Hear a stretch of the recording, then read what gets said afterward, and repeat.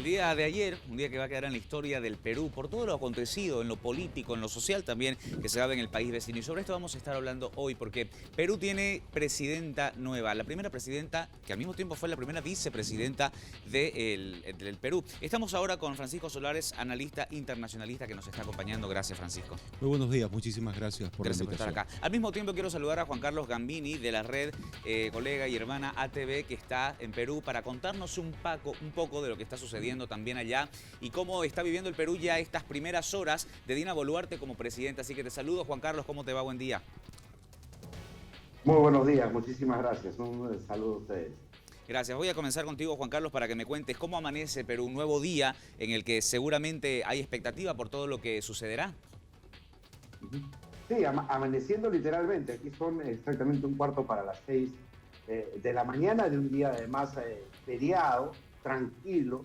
Hubo mucha conmoción luego del anuncio del expresidente Pedro Castillo, pero conforme se fueron sucediendo los hechos, la población ha regresado a la calma y yo te diría que incluso a avisos de esperanza, porque el descontento con el gobierno de Pedro Castillo era muy alto y la tensión también que había entre el Ejecutivo y el Legislativo era muy grande, prácticamente una relación rota, fragmentada ya, que parecía no tener solución. Entonces yo diría que ahora hay como un botar el aire, recuperar el aliento y tener esperanzas en que la relación entre los poderes del Estado otra vez se estabilice y llegue a un punto de equilibrio, que es la esperanza que hay frente al inaugurado gobierno de Dina Boluarte, que como tú bien has dicho, es la primera presidenta que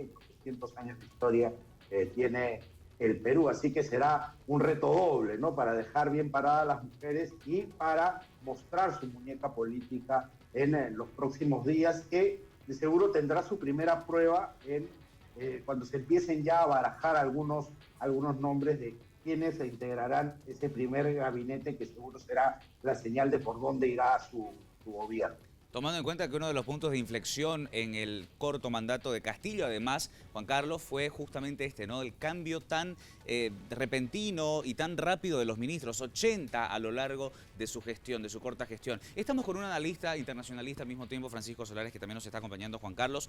¿Cómo ve, Francisco, lo que ha sucedido en Perú? Una crisis política e institucional muy grave que llevó al Perú justamente ayer al borde de una dictadura, producto de una decisión apresurada, muy torpe quizás de Pedro Castillo, tomando en cuenta, digamos, que ya venía por múltiples procesos por temas de corrupción, por abuso de poder, y esto caló muy profundo en su gobierno. No nos olvidemos que han pasado más de 5 gabinetes a lo largo de prácticamente estos años que ha estado en el gobierno, y una crisis que viene de hace ya varios años, tomando en cuenta de que ya son 6 presidentes en 6 años en el Perú. Es prácticamente un presidente por año, pero hay que entender de que el gobierno de Castillo viene con problemas estructurales desde el inicio.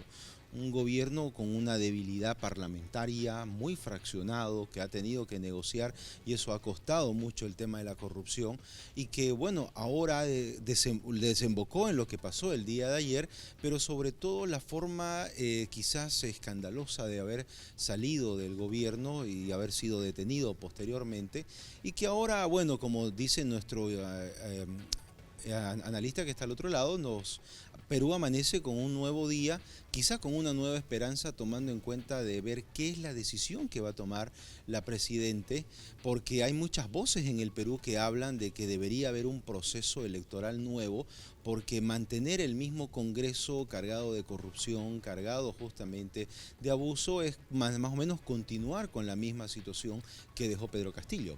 Son varias las voces que están pregonando esto en el Perú, haciendo eco de lo que dice nuestro analista, Juan Carlos.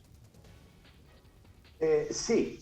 Es más, si hablamos de números, la posición de crítica frente al Congreso de la República era en las encuestas incluso mayor que la de Pedro Castillo. Incluso con eso ya nos podemos dar un panorama.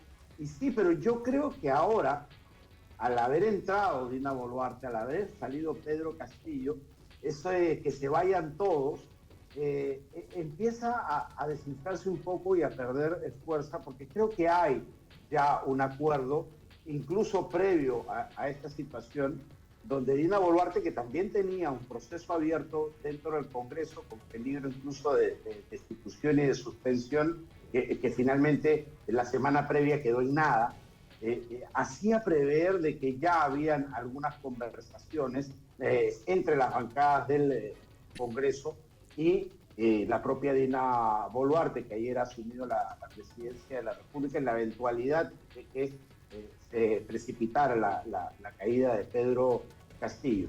Con esto quiero decir que yo lo que calculo es que en los próximos días lo que va a haber más bien son fuentes de concertación para hacer que este gobierno, incluido el Congreso, lleguen hasta el 2026, donde se van a producir las elecciones, porque entenderán que los parlamentarios que han sido elegidos por 5 años, yo no creo que tengan la intención, por lo menos en la mayoría, de desprendimiento y de irse a su casa para que se produzcan unas nuevas elecciones.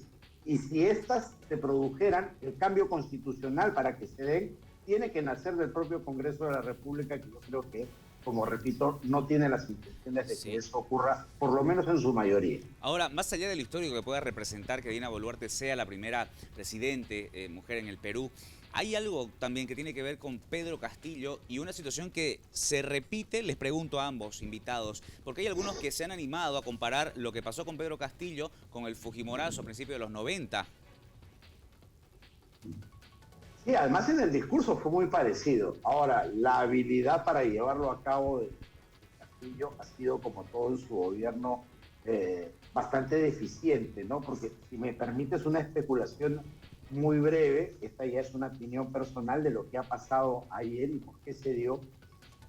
Es que creo que Castillo tenía la intención, porque hay que recordar que los augurios más afiebrados de la oposición hablaban de 78 votos y no más, cuando se necesitaban 87 para vacar a Castillo por la moción de vacancia presentada por sus actos de corrupción. Él tiene 7 carpetas fiscales abiertas en este momento, 8 por lo que ha pasado ayer. Entonces, un presidente que decide lanzarse a esta piscina de romper el orden constitucional sin haber medido, calculado o estar seguro en todo caso de que tenía el apoyo de las Fuerzas Armadas, cosa que no existía, es bastante alocado. Y uno se pregunta por qué, ¿no? Ahora vamos a tratar de responder eso, Juan Carlos, si me permite, por favor, Francisco. Sí. ¿Por qué? A ver, hay dos situaciones que son totalmente distintas. La del 92 con el Fujimorazo eran otros tiempos, es decir, había un apoyo por detrás de las fuerzas del orden, en el caso de la policía y las Fuerzas Armadas, y ahora muy diferente con Pedro Castillo, como dice el invitado, ha sido muy torpe en el sentido de por qué ha tomado esta medida, y es porque justamente no hubo una desesperación en realidad, creo yo, de Pedro Castillo, porque no, más allá de que no haya sabido medir la fuerza política o el apoyo que podía haber tenido o no en el Congreso. ¿Se le salió de las manos? Claro, lo que pasa es que se encontró en una situación totalmente aislada, es decir, ya viene una persona con una crisis de gabinete, una crisis política, entonces es empujado justamente, seguramente por algún mal asesoramiento, a tomar una decisión totalmente extrema, pensando de que pudo haber tenido el apoyo de las Fuerzas Armadas. Pero inmediatamente tras que se conoce la noticia, es abandonado por completo. Entonces, y eso se puede evidenciar el momento de la detención de Pedro Castillo. Claro, no lo dejan ni siquiera refugiarse en la Embajada de México, ¿no es Claro, cierto? Que es donde se decía iba a ir a refugiarse. La orden inmediatamente a la policía es detener al expresidente antes de que él pueda realizar algún refugio en alguna embajada, pero más allá de eso, la imagen de Pedro Castillo, el momento en que ya está siendo custodiado, es de absoluto aislamiento. ¿Qué va a pasar con Pedro Castillo? Ahora quisiéramos en un momento más hablar de esto, Juan Carlos, contigo. Pero ¿cómo le afecta, Francisco, continúo contigo, en la relación con Bolivia, todo esto que ha sucedido en el Perú? ¿De manera positiva, negativa? Hay una agenda amplia en realidad entre Bolivia y Perú, tomando en cuenta la cercanía ideológica que hay entre el gobierno de Luis Arce y bueno, lo que era Pedro Castillo Castillo, y eso se puede evidenciar en las declaraciones del presidente Arce ayer, de varias autoridades del movimiento al socialismo, pero hay algo muy interesante en el fondo que hay que entenderlo, y es el hecho de que la salida de Pedro Castillo le genera un problema enorme a Evo Morales. No nos olvidemos que la influencia de Evo Morales en Pedro Castillo y en el partido que sostenía al expresidente es justamente una de las bases de los conflictos que tuvo Pedro Castillo con su propio partido y con gente del Congreso. No nos olvidemos que Evo Morales sale declarado persona no grata y por otro lado se lo acusa al presidente de ser justamente un títere de Evo Morales. ¿Por qué? Porque había un pedido fundamental por detrás, que era la Asamblea Constituyente, que fue una de las causales por las cuales el expresidente Castillo llama a cerrar el Congreso. Bueno, también es importante saber, más allá de lo que nos dice Francisco, el tema de que hay autoridades o exautoridades que se han pronunciado al respecto. Y no hablo solamente del plano local, ¿no?, de los políticos bolivianos, sino también, por ejemplo, Luis Almagro. Correcto. ¿No? Vamos a revisar algunos de los tweets, por favor. Vamos adelante. Aquí tenemos algunos de los tweets que han salido a la luz y que algunos demuestran el apoyo a Pedro del Castillo a pesar de lo que ha sucedido. El presidente del Estado boliviano, Luis Arce Catacora, el constante hostigamiento de élites antidemocráticas contra gobiernos progresistas, populares y legítimamente constituidos debe ser condenado por todas y todos. Abogamos porque la democracia, la paz y respeto a los derechos humanos prevalezcan en beneficio del pueblo peruano. Es lo que expresaba el presidente del Estado boliviano a través de Twitter. Y continúa diciendo: desde un inicio la derecha peruana intentó derrocar a un gobierno democráticamente electo por el pueblo, por las clases humildes que buscan más inclusión y justicia social. Lamentamos lo ocurrido en la hermana República del Perú, donde enviamos toda nuestra solidaridad. Así se expresaba Luis Arce a través de Twitter. Este es otro tuit relacionado al tema y dice: cuando se trabaja con honestidad, consecuencia y compromiso social, nuestra población nos reconoce. Seguiremos siempre firmes en nuestra lucha por la construcción de una patria digna. Y así expresa varios políticos bolivianos su sentir respecto a lo que está pasando en Perú. Te decía lo de Luis Almagro, sí, porque ha salido a la luz pública y a la palestra también el secretario general de la Organización de los Estados Americanos, dando su posición. ¿Cómo la podés tomar? ¿Qué opinás de lo que dijo? A ver, tenemos que entender de que Luis Almagro tiene un objetivo en realidad, que es mantener un sistema democrático en varios estados y que se pueda garantizar los derechos constitucionales. Yo creo que lo presentado, lo publicado por Almagro, refleja a lo menos, digamos, la intención de que se mantenga un orden constitucional. No nos olvidemos que justamente Pedro Castillo tuvo reuniones con Almagro y con la OEA anteriormente para explicar un supuesto golpe de Estado que se venía gestando, pero que en determinado momento esta situación se cayó. Se cayó justamente por las propias acciones del expresidente, pero al fin y al cabo la posición de la Organización de Estados Americanos va a ser de que se resguarde siempre el orden constitucional. ¿Por qué? Porque no se puede permitir ningún tipo de golpe de Estado en un mundo del siglo XXI. Entonces, con lo que dice a lo menos después el presidente Arce, hay que entender dos cosas. Primeramente, el gobierno de Pedro Castillo no tiene tampoco la legitimidad porque no tiene mayoría y no ha llegado ni siquiera al 20%, un gobierno muy débil. Y por otro lado, debemos saber de que en el derecho internacional existe un principio que se llama la no intervención en asuntos internos de los estados. Francisco, permíteme por favor, que quiero saber cómo seguirá en lo legal el caso, lo que tiene que ver con Pedro Castillo. ¿Qué se espera que suceda en los próximos días con él? Ayer de la prefectura fue trasladado en una aeronave hasta la base policial de la Dirección de Operaciones Especiales, donde hay un penal donde terminan los presidentes, lo que da la señal más o menos de los niveles de corrupción en el Estado que hay aquí en el Perú. Ahí está purgando condena el expresidente Alberto Fujimori, hoy en compañía de Pedro Castillo. Está en una situación de detención preliminar. Ahora, los cargos que se le pueden achacar son el haber roto el orden constitucional, usurpación de funciones y, según los penalistas, yo no soy un entendido en el derecho, las penas, dicen, podría llegar hasta los 20 años. En este caso, además, como les decía anteriormente, Pedro Castillo tiene 7 carpetas fiscales, 7 investigaciones por casos de corrupción que están abiertos, que también irán corriendo su curso regular entendiendo también que en su calidad de expresidente tiene el derecho de antejuicio, es decir, para abrirle algún tipo ya de juicio propiamente dicho.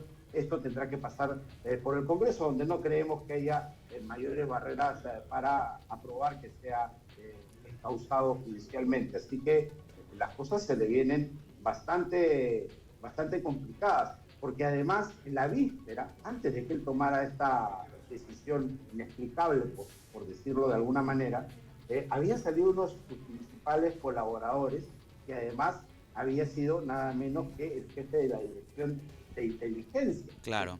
quien maneja la inteligencia del país y despacha directamente con el presidente, haciendo graves acusaciones y asegurando que, como buen hombre de inteligencia, tenía pruebas, incluso audios y videos que relacionaban directamente, ahora sí, a Castillo con los actos de corrupción por los cuales se le había denunciado. Yo creo que eso fue, digamos, el detonante de que él tomara finalmente esta decisión, porque debe saber que sí lo han podido grabar y que podrían tener una prueba ya directa contra él. Juan Carlos, después de esta sucesión constitucional que se ha dado en el Perú, ¿se logró pacificar el país ya en la recta final como conclusión?